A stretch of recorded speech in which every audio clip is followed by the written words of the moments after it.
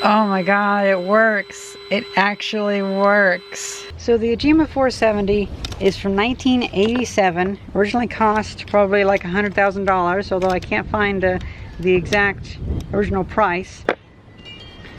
Oh yeah, wonderful.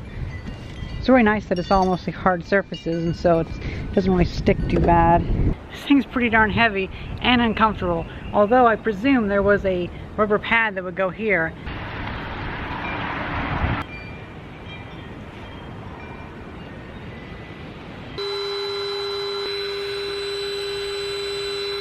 Oh my god, it works. It actually works.